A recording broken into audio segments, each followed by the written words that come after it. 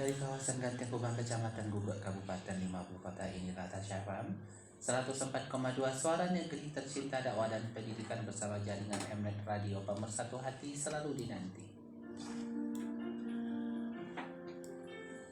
Bismillahirrahmanirrahim. Assalamualaikum warahmatullahi wabarakatuh. Selamat pagi sahabat sehat Maripro, kaum muslimin dan muslimat dimana saja Anda berada yang sedang menyimak siaran kita di 104,2 bersama jaringan Mnet Radio. Alhamdulillah di hari Selasa pagi ini di langkah 24 Agustus 2021 bertepatan juga dengan 15 Muharram 1443 Hijriah. Kembali kita bersua di udara di ajang tausiah subuh bersama Maripro, makin nyata makin terasa lebih dari jamu tetes biasa.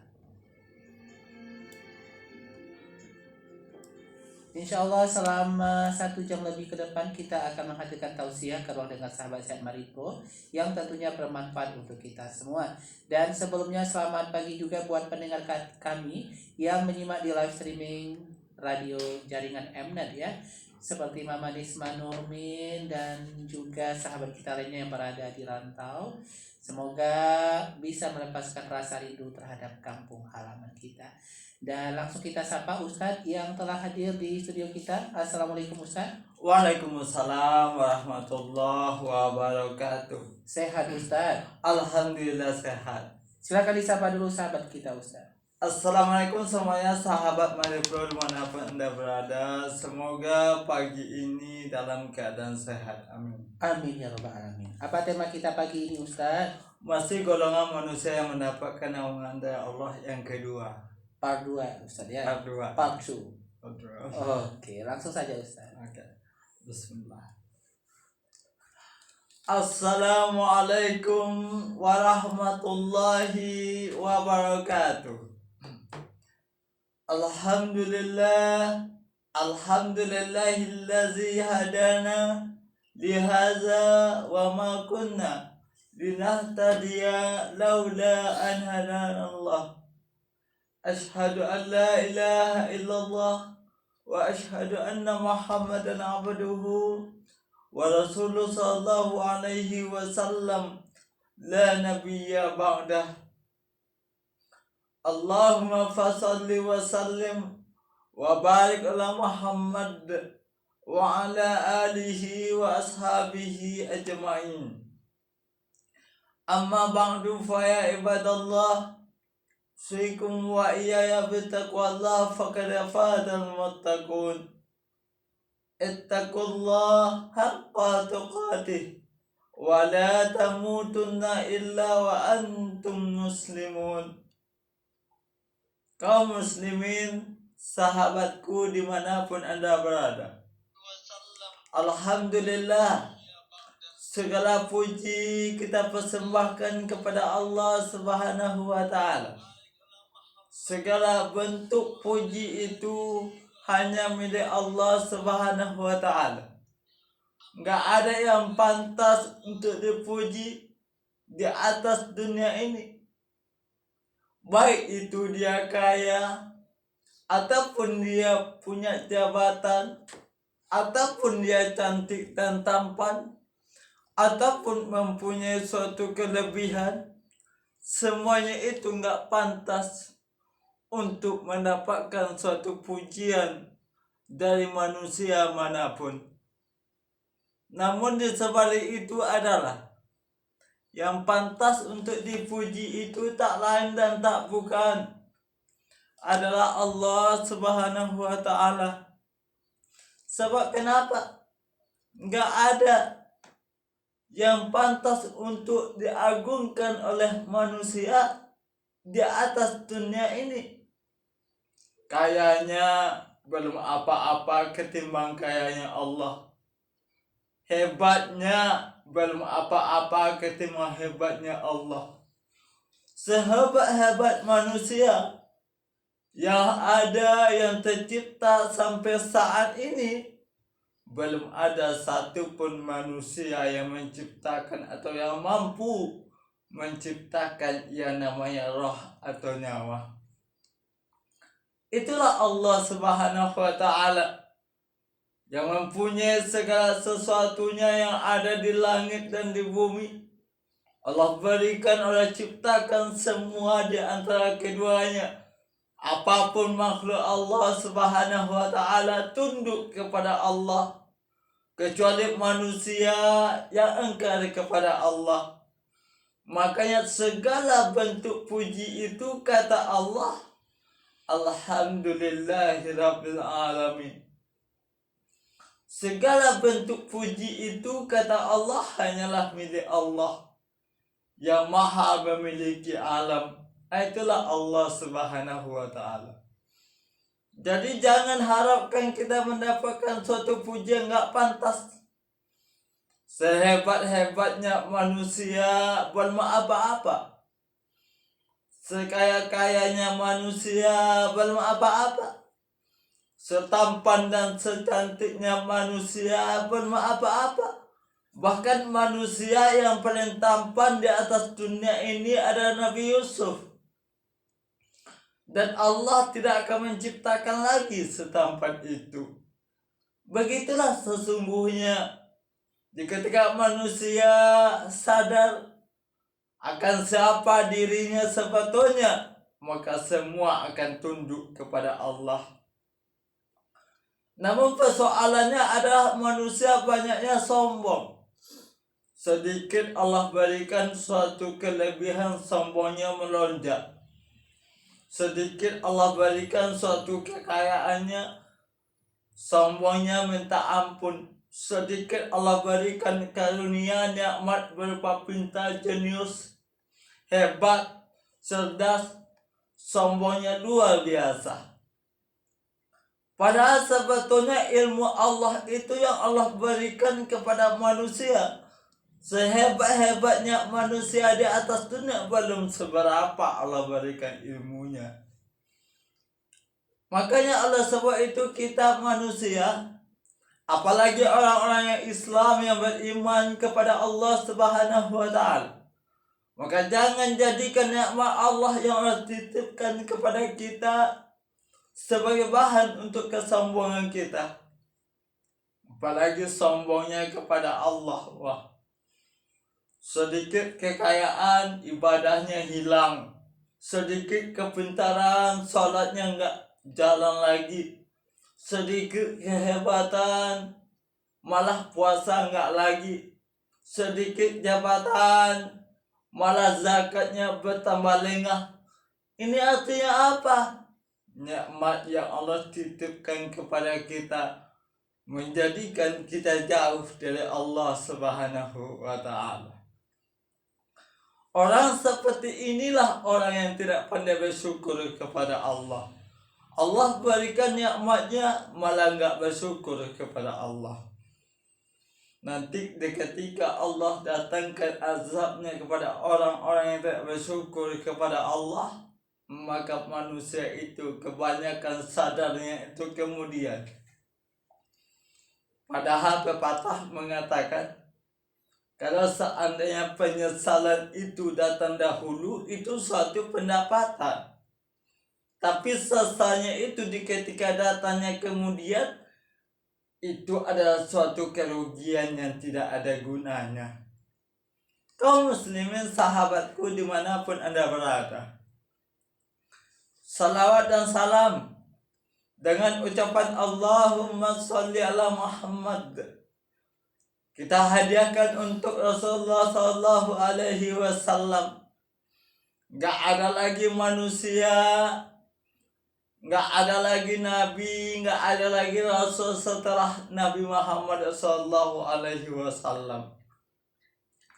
Khatamul Anbiya, penutup daripada segala nabi. Gak ada Allah menciptakan rasul, gak ada Allah menciptakan nabi lagi setelah Nabi Muhammad sallallahu alaihi wasallam. La nabiyya ba'dah. Gak ada lagi nabi setelahnya. Makanya di ketika zaman saat ini, apalagi kita berada pada akhir zaman, itu banyak orang-orang saat ini yang mengaku dirinya nabi, yang mengaku dirinya rasul. Sedikit mimpi dapat wahyu, mengaku rasul. Malam tadi mimpi dapat wahyu mengaku nabi. Nggak ada pada saat ini. La nabi ya ba'dah. Nggak ada lagi nabi setelahnya. Khatamul anbiya, penutup daripada segala nabi. Makanya Nabi Muhammad SAW diutusnya oleh Allah Subhanahu wa taala dan telah diwafatkan oleh Allah Subhanahu wa taala. Itu merupakan salah satu tanda kiamat sudah semakin dekat. Salah satu tanda daripada kiamat itu sudah dekat adalah Allah lahirkan Nabi terakhir, Nabi Muhammad SAW telah dilahirkan ke atas dunia. Lantas tanda kedua kiamat itu telah semakin dekat, diwafatkannya Rasulullah SAW. Nabi Muhammad pun telah lama wafat. Artinya apa? Kiamat semakin dekat. Apalagi pada saat ini. Sudah ribuan tahun yang lalu Rasulullah SAW meninggalkan dunia. Ribuan tahun yang lalu Allah telah mewafatkan Rasulullah. Artinya apa? Sedikit lagi, sebentar lagi, nggak lama lagi dunia akan menemui yang namanya kiamat. Semakin lama hidup di atas dunia, semakin bumi ini ada, semakin lama bumi ini tercipta, kiamat semakin dekat. Apa maknanya? Sebagai umat Nabi Muhammad SAW, sebagai umat Rasulullah SAW, ingatlah bahwasanya kehidupan dunia ini bukan apa-apa. Gak akan abadi, gak akan selamanya kita hidup di atas dunia. Maka ada sesuatu apa yang mesti kita lakukan?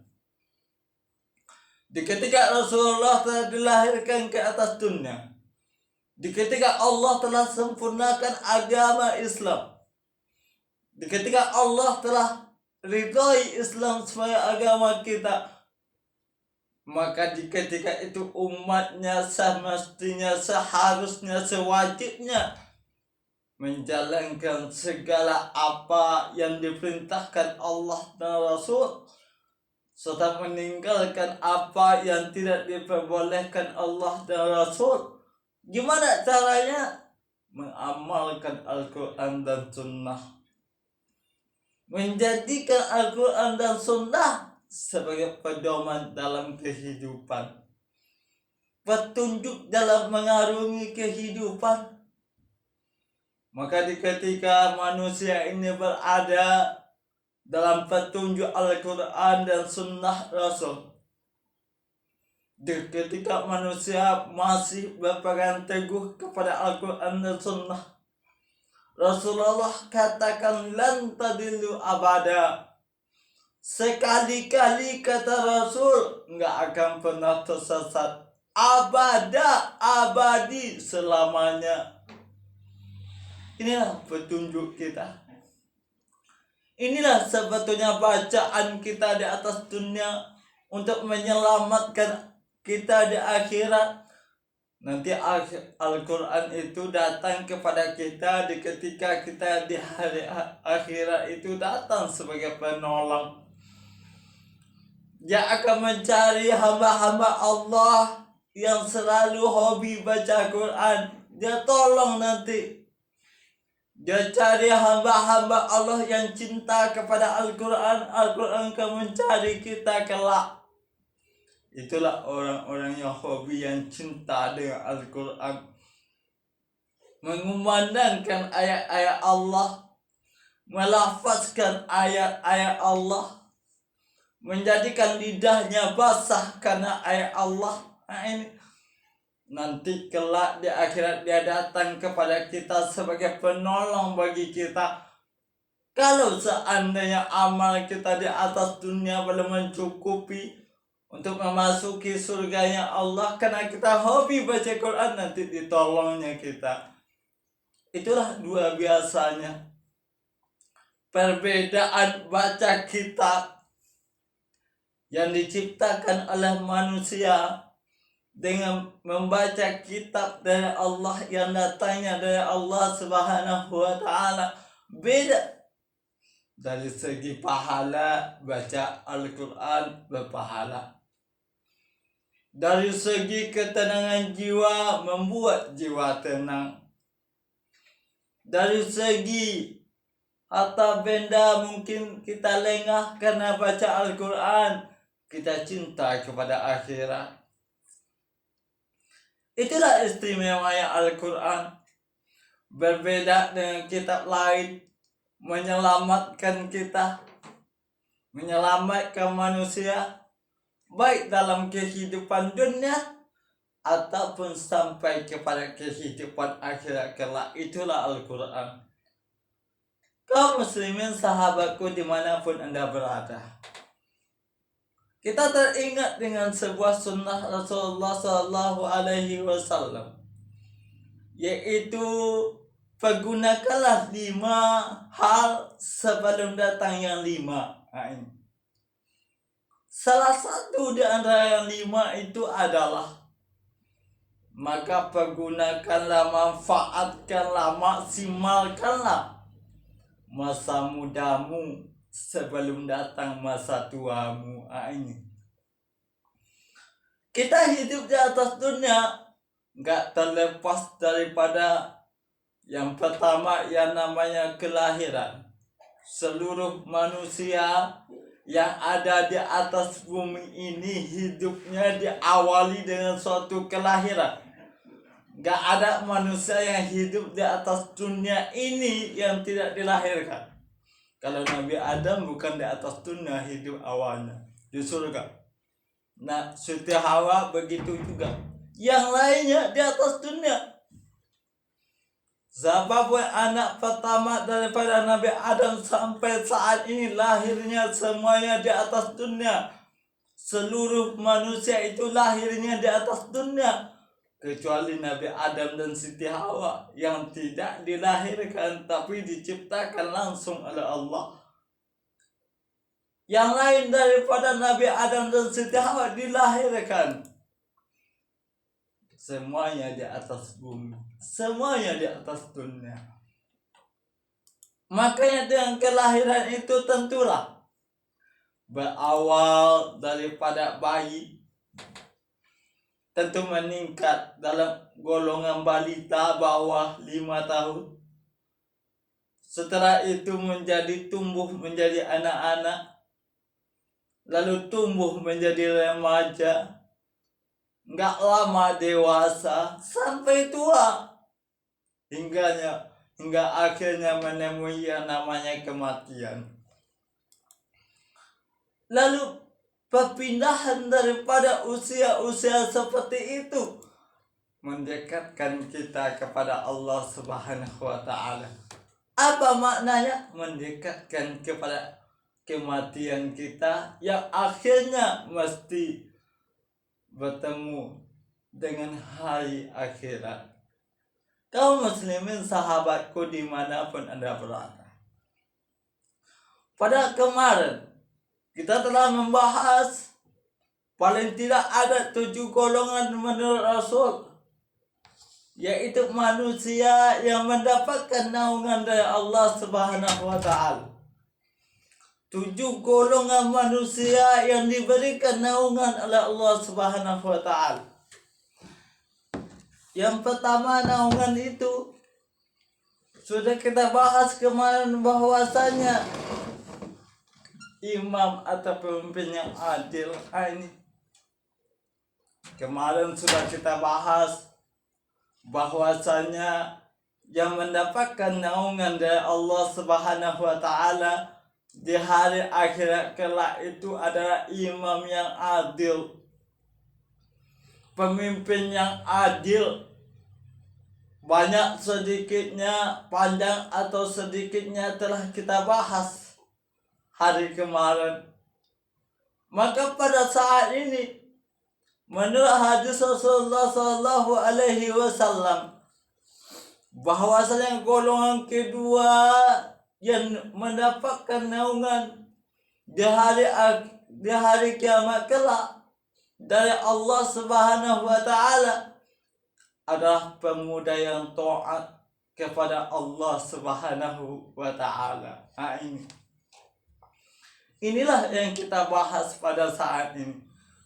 Pemuda yang taat kepada Allah, pemuda ataupun pemudi yang taat kepada Allah, ini kelak mendapatkan naungan dari Allah Subhanahu wa taala. Pemuda atau pemudi yang taat, yang ahli ibadah, yang melakukan perintah Allah, yang dekat dengan Allah, yang takut dengan Allah, yang jauh daripada segala larangan Allah. Nah, ini kelak mendapatkan naungan dari Allah Subhanahu wa taala.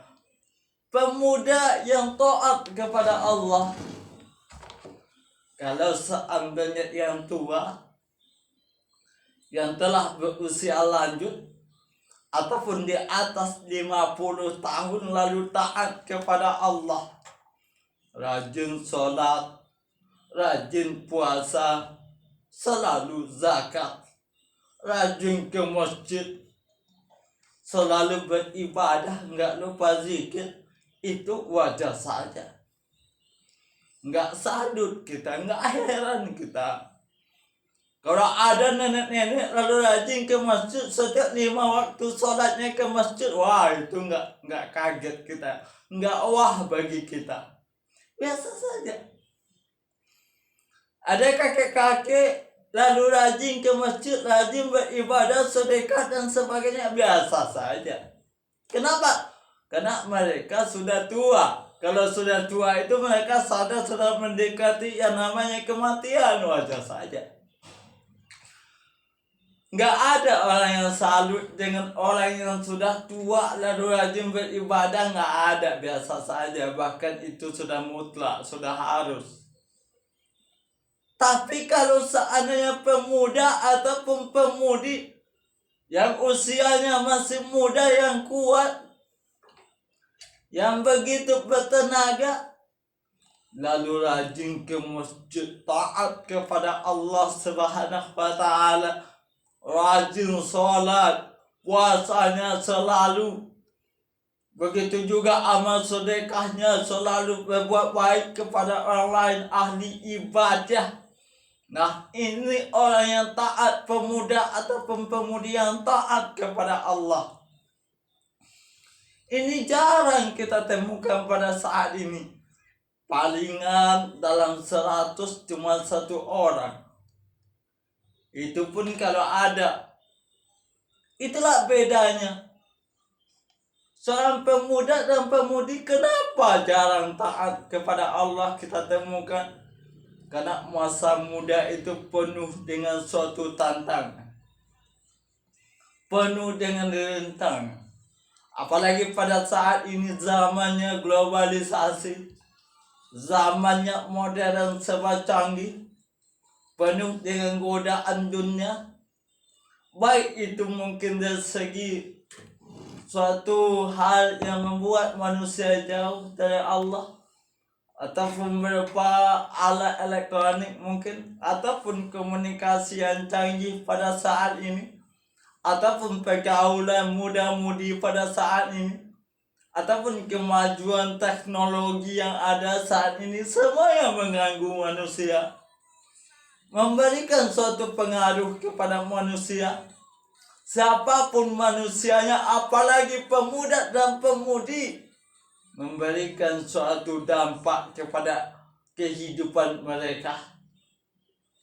Kaum muslimin sahabatku dimanapun Anda berada, inilah tantangan demi tantangan dunia yang sasarannya tak lain dan tak bukan, ujung tombaknya itu adalah pemuda dan pemudi. Pemuda dan pemudi targetnya daripada pengaruh dunia, pengaruh teknologi, targetnya adalah pemuda dan pemudi. Makanya kalau ingin selamat bangsa Indonesia, ingin selamat bangsa kita, maka seharusnya pemuda dan pemudi inilah yang kita selamatkan terlebih dahulu. Kenapa dia masa depan bangsa, masa depan agama, masa depan negara terletak di pundak pemuda dan pemudi yang ada pada saat ini. Kalau baik pemuda dan pemudinya, insya Allah ke depan baik negaranya. Baik pemuda dan pemudinya, insya Allah ke depan baik agamanya. Tapi kalau pemuda dan pemudi itu hancur, maka kemungkinan besar ke depannya negara kita akan bisa hancur. Sekarang banyak yang bisa menghancurkan pemuda dan pemudi. Apa itu yang disebut dengan narkotika atau narkoba, narkotika, obat berbahaya. Apa itu yang namanya minuman yang mabuk-mabukan. Apa itu yang namanya pergaulan bebas. Apa itu yang namanya kumpul kebo. Apa yang namanya pengaruh globalisasi. Semuanya tujuannya tak bukan dan tak lain adalah menghancurkan generasi muda dengan berbagai cara, dengan berbagai bentuk tipu daya, membuat pemuda dan pemudi ini hancur. Makanya sasaran tombaknya adalah pemuda dan pemudi. Karena usia muda dan usia mudi ini adalah usia yang berada dalam hal bisa atau gampang untuk digoyahkan atau belum stabil. Nah, inilah yang dipengaruhi. Kalau berhasil mempengaruhi atau membuat pemuda dan pemudi jauh daripada agama Allah, jauh daripada kebenaran, jauh daripada kebaikan, maka akan gampang untuk masa depan mereka diobrak-abrik. Akhlak dan moralnya bisa dihancurkan, segala akidahnya bisa dihilangkan, segala ilmu agamanya bisa dihabiskan. Inilah kalau seandainya pemuda dan pemudi yang tidak taat kepada Allah. Pada saat ini kita lihat dalam kenyataan kehidupan, kalau pemuda dan pemudi alim atau rajin ibadah atau ahli ibadah, dikatakan pemuda ini alim. Dikatakan pemuda dan pemudi ini mengatakan itu kuper atau itu kolot atau itu enggak zamannya, mengatakan seperti itu. Padahal kalau kita berkaca, itulah yang benar sebetulnya. Tapi itu dipatahkan saat ini, dihancurkan semangat untuk beribadah saat ini, bahkan dijadikan suatu olok-olok. Ya, nanti sajalah ibadah waktu tua. Kan kita masih muda, bisa menikmati dunia berfoya-foya bersama teman ataupun sahabat. Itulah yang terfikir pada pemuda dan pemudi pada saat ini. Padahal sesungguhnya ketika ada anak kita yang masih usia remaja atau berusia masih muda rajin beribadah, suatu keuntungan bagi kita. Dapat kita lihat kenyataan, suatu kesedihan bagi orang tua misalnya. Contoh, ketika kita mungkin orang tua yang memiliki anak mungkin usianya masih muda atau masih usia 15 tahun atau belasan tahun, lantas ketika ada orang tua yang ketika itu meninggal dunia, lantas ketika mau disolatkan, anaknya ada yang laki-laki sudah usia balik lagi. Artinya apa? Sudah diperbolehkan menjadi imam untuk menyolatkan orang tuanya. Tapi ketika ayah atau ibundanya telah wafat atau meninggal, lantas diminta anak kandungnya yang laki-laki yang telah balik tadi untuk menjadi imam melakukan sholat jenazah untuk orang tuanya, ayah atau ibunya, maka anaknya ini mengatakan saya tidak sanggup. Di ketika seorang anak yang laki-laki telah berusia balik dan berakal sehat, lalu diminta untuk menjadi imam untuk menyolatkan jenazah, orang tuanya mengatakan dia tidak sanggup dengan berbagai alasan. Mungkin dia tidak hafal doa-doa yang ada pada sholat jenazah, atau mungkin dia tidak tahu bagaimana sholat jenazah. Maka di ketika itu dikatakan, di ketika orang tua kita meninggal, sebetulnya itu suatu yang sangat sedih bagi kedua orang tua. Makanya jangan bangga dulu. Bagi orang tua yang mempunyai anak yang hebat dari segi dunia, jangan bangga dulu. Jangan bangga anaknya kaya. Jangan bangga anaknya punya jabatan. Ini kadang-kadang anak sedikit minta handphone, besok dibalikan. Anak sedikit minta uang yang banyak, dikasih. Tapi apakah pernah kita berpikir bahwasanya bukan itu yang kita harapkan nanti? Ketika kita telah berada di alam kubur kita, telah berada di alam barzakh kita, apa yang kita harapkan dari anak-anak yang kita tinggalkan? Apakah handphone itu membantu kita? Enggak. Apakah sesuatu jabatan anak kita yang kita butuhkan dalam kubur kita? Tidak. Apakah kekayaan anak kita yang kita harapkan di ketika kita telah berbaring di kubur? Tidak. Yang kita harapkan adalah doa daripada anak-anak kita yang soleh dan yang solehah. Ini yang kita harapkan. Lalu bagaimana membantu anak kita dari awal atau dari kecil, apalagi pemuda dan pemudi, menjadikan mereka taat kepada Allah, tergantung kita sebetulnya orang tua. Sebab kenapa? Pendidikan pertama itu gurunya tak lain dan tak bukan ayah dan ibunya. Tanggung jawab orang tua. Nah, oleh sebab itu apabila orang tua mempunyai dan memiliki anak yang usia muda, yang disebut dengan pemuda dan pemudi, taat kepada Allah, rajin beribadah, nanti mereka mendapatkan naungan dari Allah di hari kiamat, dan akan membantu orang tuanya dengan doa-doanya. Makanya salah satu amal yang tidak terputus adalah doa daripada anak yang soleh. Inilah pengaruh positif daripada mempunyai anak seorang pemuda ataupun pemudi yang soleh, yang taat kepada Allah. Apa yang diharapkan oleh orang tua kalau bukan mempunyai anak yang soleh dan solehah yang mendoakannya kelak?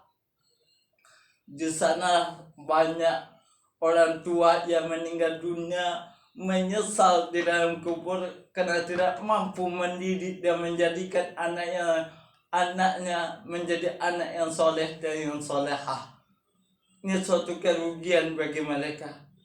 Bagi kita yang belum terlanjur, yang belum habis waktunya, yang masih ada waktu, mari jadikan anak kita menjadi anak yang soleh dan solehah. Dan yang bagi kita yang di posisi anak yang masih muda, yang masih mudi, mari gunakan kesempatan muda kita sebelum datang tua kita.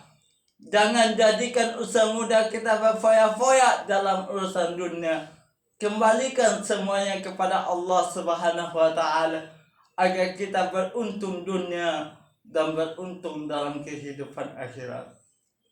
Mudah-mudahan pengajian tausiah yang kita sampaikan pada saat ini memberikan kita manfaat dalam kehidupan, menambah ilmu dan ibadah kita kepada Allah, khususnya kepada yang muda-muda. Fa'tabiru ya ulil absar la'allakum tuflihun. Alhamdulillahirobbilalamin. Terima kasih kepada Ustadz Uge yang telah menyampaikan tausiah di ruang dengar kita mengenai golongan orang yang berada di bawah naungan Allah Subhanahu wa taala.